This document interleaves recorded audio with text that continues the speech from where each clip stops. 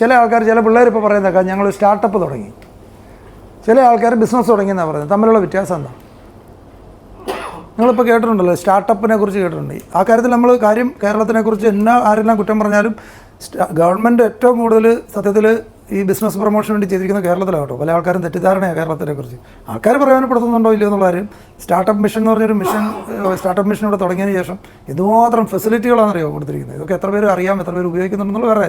ആൾക്കാർ കേരളത്തിനെ കുറിച്ച് ചീത്തയൊക്കെ പറയുമ്പോൾ ഒത്തിരി നല്ല കാര്യങ്ങൾ വേറെ സൈഡിൽ നടക്കുന്നുണ്ട്. സ്റ്റാർട്ടപ്പിന് വേണ്ടി തന്നെ എന്തുമാത്രം സൗകര്യങ്ങൾ ഒരു പുതിയ ബിസിനസ് ആശയമായിട്ട് ചെയ്യുന്നത്. എന്താണ് സ്കെയിലബിലിറ്റിയെക്കുറിച്ച് പറഞ്ഞതാണ്. അതാണ് ഞാൻ സ്റ്റാർട്ടപ്പ് എന്ന് പറയാൻ കാരണം. സ്റ്റാർട്ടപ്പ് എന്ന് പറയുന്നത് നോർമൽ ബിസിനസ്സും തമ്മിലുള്ള പ്രധാന വ്യത്യാസം എന്താണെന്നറിയോ?